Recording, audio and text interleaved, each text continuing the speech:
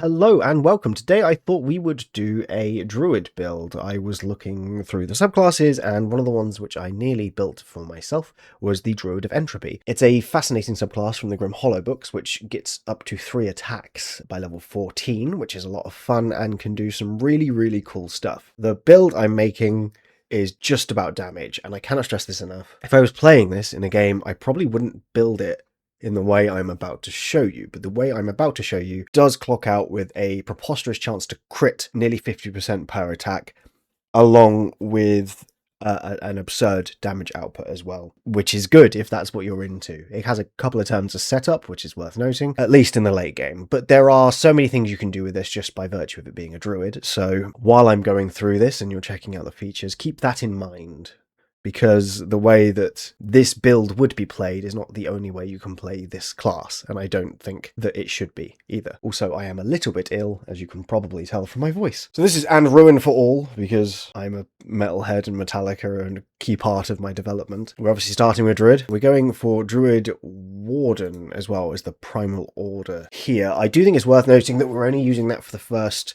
couple of levels, but it gives us a nice way of keeping our defense up to begin with. If you're not interested in that and you're happy to only be tanky while you're using your wild shape, then you can go for Magician instead, which will give you better skill checks, mostly, among a couple of other little bonuses. For our background, I've gone for Crossroads Gambler from the Crooked Moon books. This gives you the Fate Gambler feat, which has lots of words, but in short, allows you to gain heroic inspiration whenever you succeed on an ability check against another creature, whenever you reduce a creature to 0 hit points, or when a creature fails a saving throw against that you forced it to make. This doesn't work for CR creatures of 0 or those that don't have CRs, such as other players, so you can't gain it just by, challenging your mate to an arm wrestle or something. Along with that, you can use a bonus action to expend a heroic inspiration to gain a number of temp health equal to your level, which is a nice little bonus. This is mostly because having advantage is going to be useful, as you will see, so this gives you a chance to do that, because you're probably going to be finishing off a fair few enemies with this build. For our species, I want Elf, because we want Elven accuracy at some point, because it's good, and if we're crit fishing, obviously that's the right choice.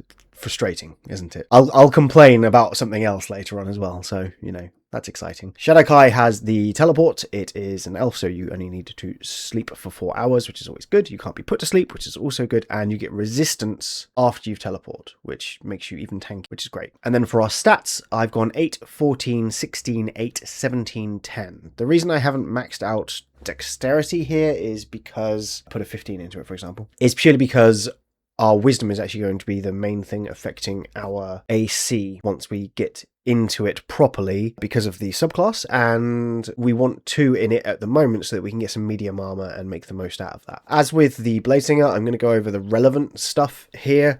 I love Spiny Shield as a level 1 spell. It's a fantastic reaction spell which lets you reduce damage, give yourself a +2 bonus to your AC against ranged attacks, and also deal damage back to an opponent that hits you. If you're wading into the thick of it, this can deal a preposterous amount of damage back and can also save you a lot of damage as well, really upping the general tankiness of the build. We've also gone for Earth Tremor. It's a fun spell which is an emanation from you, which has a chance for knocking people prone, which gives you advantage, obviously. Cure Wounds is Cure Wounds, no need for explanation there. And then Shillelagh is the main thing that we will be doing throughout the build in order to boost our weapon damage. So you just need a club or a quarterstaff. Club is simpler, but it's up to you. We're doing damage totals here, so 7.5 damage is the average here, which is a 1d8 from the club plus 3, which is your wisdom modifier. Level 2, you get your wild shape and your wild companion.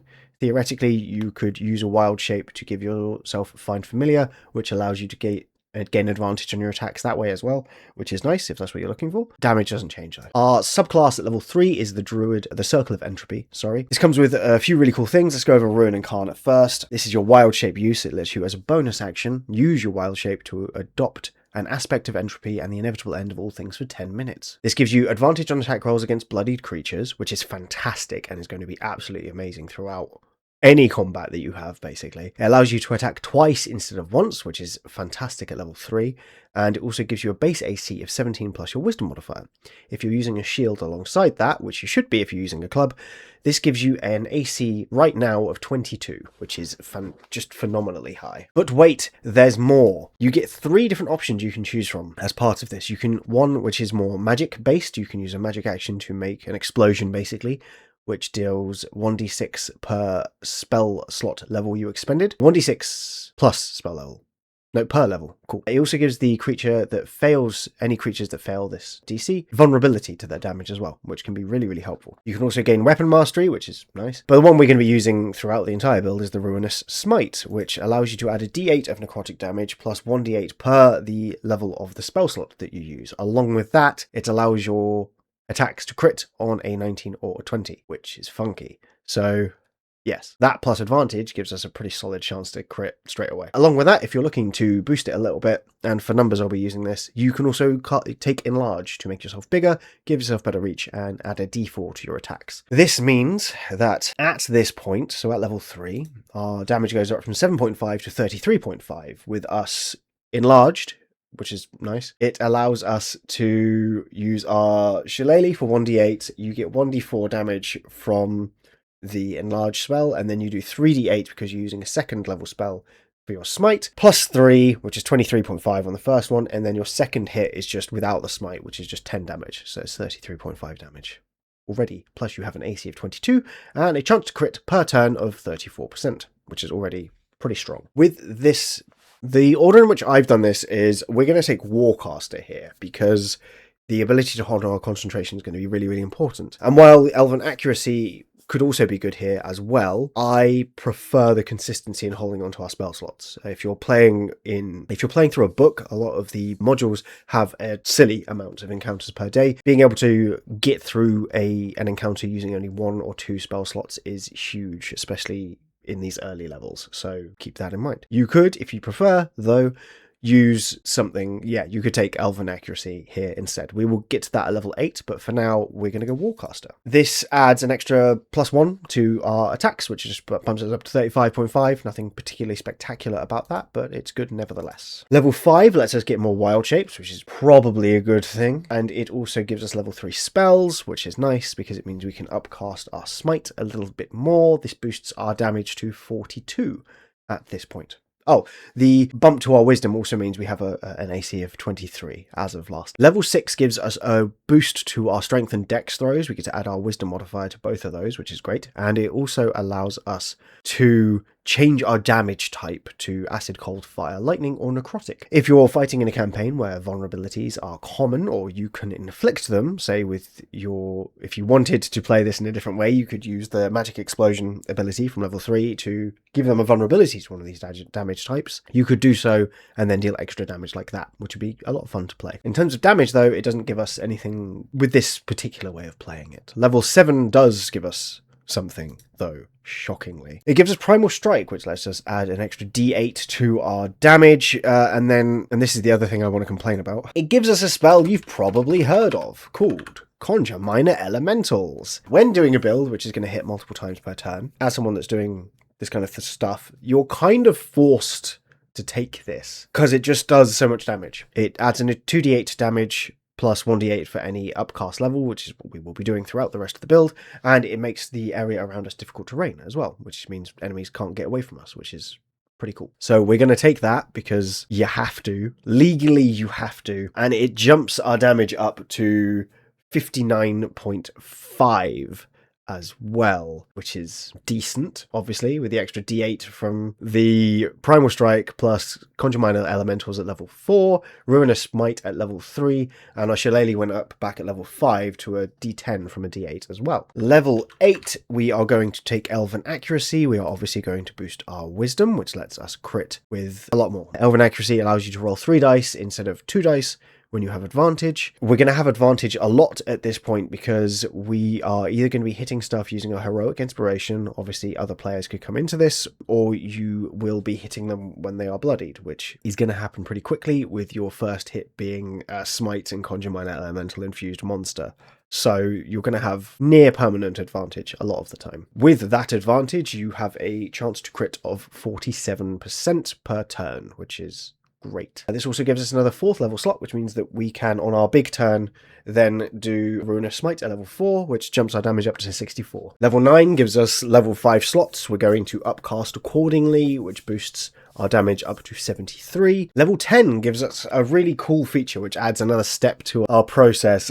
To get the maximum damage numbers I'm putting out here, you do need a couple of turns of setup, or maybe the hasted action if someone's being nice, although you can't use that to take a magic action anymore. So Shake the Earth allows you to, as a magic action, grow bigger, basically. For 10 minutes, you can do this as a magic action on your first turn, and then Wild Shape with your bonus action, conjure minor elementals on your second turn, and then use a bonus action maybe to teleport into the action and give yourself resistance to damage, and then go wild from there. Going big like this actually does do damage as you go big. I'm not accounting for that in the build, but it also gives you a d4 on each of your hits, which is lovely. This boosts our damage up to 82.5 alongside the Ruinous Smite at level 5 because of the extra level 5 spell slot. Level 11 gives us level 6 spells, which means we are once again up casting Conjure Minor Elementals again. That gives us damage of 93. I'm just skipping past some of the more boring levels. The numbers go up is obviously exciting, but it's not interesting, I guess. You might disagree. What is interesting, though, is this fantastic feat called Forest Sage. Forest Sage is a feat that is only available to wizards and druids, and basically what it lets you do is increase your intelligence or wisdom. So we're going to do that. We're going to boost our wisdom to 20 with this, and then it lets you choose 2 druid spells or 2 wizard spells and add them to your spell list. This lets you kind of take spells from the other class, basically. We're going to take 2 specific spells. Again, if you're playing this for the fun of it, I think you could take more interesting spells than this, but I'm taking Magic Weapon, which lets us bolster our weapon, basically, and Accelerate Decelerate, which is a reaction spell I really like, which lets us add d6 to our attacks as a reaction. Magic Weapon lets us bolster our weapon to a +2 just using a level 3 spell slot, which is easy enough to do. With all of that in mind, we now have an AC of 24 because our wisdom is maxed, which is great. We still have a chance to crit of 47% per turn, and then our Shillelagh went up at level 11 as well, so to a d12. On the big hit with the Accelerate Decelerate and the Magic Weapon at level 3, which you can cast before combat because it lasts for an hour, you are doing 1d12 plus 1d8 for Primal Strike, plus 6d8 for the Smite, plus 4d8 for the Conjure Minor Elementals at level 6, plus 1d4 for your Shake the Earth, plus 6d6 for Accelerate Decelerate, plus 7 because it's your modifier plus a Magic Weapon plus 2. Then you get your then you get the other attack as well, which also does a bunch of damage. The total damage here is 120.5, which is a nice boost, to say the least. As you will statistically crit on one of those hits, your best bet is actually to use the Accelerate, Decelerate, or the Smite on the one that you crit on to get the most damage out of it. Just saying. It's all very silly, basically. Lots of numbers, lots of spells, and like I said, I think we're now taking 2 or 3 turns to get set up. So it's very much an anime, like, hold me back kind of situation. So, as I said, I don't think this would be the way you would play this in every fight. But if you're going in against a boss and you've got time to prep a little bit, you could do most of this prior to the fight. Level 13 gives us level 7 spells, which basically means our damage can go up to 134 per turn, which is lovely. Level 14 is a big one. It means that we can crit on an 18 to 20 instead of just a 19 to 20 when we're using our Smite, which we are, and it also lets us hit 3 times instead of 2 times, and it gives us our Shake the Earth feature back on a short rest as well as a long rest. Makes the whole build a bit more consistent throughout the day. The third hit is obviously a big deal, and so is the chance to crit on one number lower. It means that we actually have a chance to crit of 77% per turn, just once per turn, which is amazing, and we get 3 hits now as well, so our damage hops up to 172.5, which is pretty tasty. Level 15 we get improved Elemental Fury, which adds another d8 to our damage, and we also obviously get level 8 spells, so we can upcast that as well. Gives us a total damage of 198.5. We are casting, as a spell check, I guess, we're casting Conjure Minor Elementals at level 8, Ruinous Smite is level 7, Accelerate Decelerate is level 6, and Magic Weapon is still level 3. It doesn't get anything until you upcast it more than that, and there's no point in wasting a spell slot we don't need to. Level 16, because we're crit fishing, why not lean into it more and take Focused Critical? This reads that your attacks can increase, your attacks can crit on a 19 or 20. As a DM, I think it's perfectly reasonable for that to stack with other stuff that does that. If your DM doesn't allow that, that's completely reasonable. I wouldn't blame them at all. If someone's going to put their build around crit fishing, I'm going to let them do it. This gives us a chance to crit per turn of 87. and it gives us a chance to crit per hit of 48.8, which is a lot. That's a lot. Then at level 17, we get level 9 spells. We're now casting Conjure Minor Elementals at level 9, Ruinous Smite at level 8, Magic Weapon at level 5, so we're getting that +3 instead of a +2, and Accelerate Decelerate at level 7. This is obviously all on our big turn. This means that we are now doing an average of 254.5 damage. Our daily has also gone up from 1d12 to 2d6, which is a 0.5 average damage buff, which is better than nothing. It makes those dice more consistent than a d12 would be. Number is big. I was going to leave it here and I decided against it. The correct thing to do, obviously, with a build like this is to add another class. So I'm going to add Fighter, because that's always the correct choice. And I'm just going to skip to level 20 for our numbers here. We are taking the Dueling Fighting style, which adds another +2 to our damage rolls, which means our damage bonus is up to +10, which is very silly. We get Second Wind for extra healing. Action Surge is obviously a very big deal. And then our subclass, assuming your DM lets everything stack, the correct choice here is probably the Champion, because we can now crit when using our Ruinous Smite, and on all attacks against that creature on a 16 or above, which is silly. So at level 20, we have an AC of 24, despite not wearing armor and only having a shield. We are casting Conjure Minor Elementals at level 9, Ruinous Smite at level 8, Magic Weapon at level 5, and Accelerate Decelerate at level 7. You have a chance to crit per turn of 92%, and you have a 58% chance to crit on each hit, assuming you have advantage because of your super advantage, which you should, because you've got Heroic Inspiration, and at this point, you're probably making a creature bloodied after the first hit. Along with that, we have Action Surge as well, which means that we can dole out on the big turn 333.5 damage per average. And if we crit, I believe if you crit on the one that is big, you can add another 250 damage or so to that, which means that you just deal a lot of damage. You're more likely to crit at this point than you are not to crit. If you crit with every single hit, you will effectively double your damage. You'll be doing nearly 700 damage. You're level 20, sorry. So, you know, it makes sense that you can do a bunch of damage, and it takes a bunch of turns to set up, and it's not very practical, but from a numerical standpoint, there you go. I probably wouldn't want to play this. Hold on. I love big numbers. Big numbers make me happy. I used to be an accountant. So I am here for this kind of nonsense, but I do find it a little dull that Conjure Minor Elementals and the Accelerate Decelerate thing as well, both kind of the correct choice when you're going for Nova damage.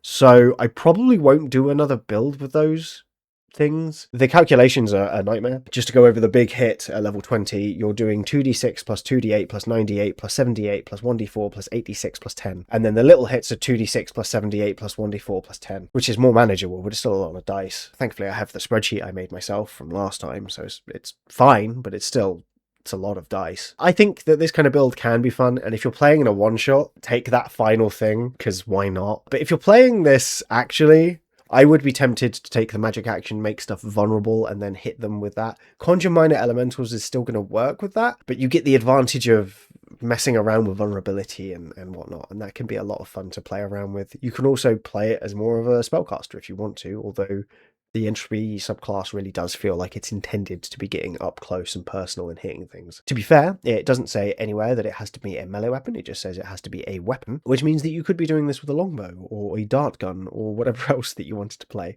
which is fun. There's a lot of potential flexibility here because at the end of the day, you are a druid, and druids can do a lot of everything all of the time, and the Forest Sage feat, one of my favourites by far and away, allows you to access wizard spells on top of that, which is just a blast if you're going for a magically inclined druid, which you probably are if you're playing druid, because they are magically inclined. With all of that in mind, I hope you enjoyed this slightly more rushed version through this build. I promise my next build won't be quite as hastily gone through. I did this build and was annoyed by it by the time I finished writing it up and doing the numbers. My next build will be not about damage, but about skill checks, specifically the charisma ones, but it will not be a class you will expect, I will wager, unless of course you watch the video that is coming on Monday, in which case I guess you'll get a glimpse as to what I might be doing. I hope you enjoyed this. I enjoyed making it for the most part. I won't be doing conjure minor elementals again. I think I'm going to lean, rather than doing, how much damage can I do, I think I want to take different subclasses from these third-party books and just show off what they can and can't do, basically, in a more organic way. And I promise not to multi-class fighter every single time. It's just really good, as it turns out. But yes, if you enjoyed this, please like and subscribe. It means a great deal to me. I managed to get to 1,300 subs by the end of 2025, which is something I did not think would happen, certainly not at the beginning of the year. A lot of that is because of the third-party review videos I do, which I have a blast doing, and I'm dying for another book to talk about coming to D&D Beyond, but I don't know when it is or what it is or when that'll happen. So until then, I hope you're enjoying all the third-party focused content I'm doing. It's where I think the fun is. But that's that. Do take care of yourself. I will see you whenever I see you next. Goodbye.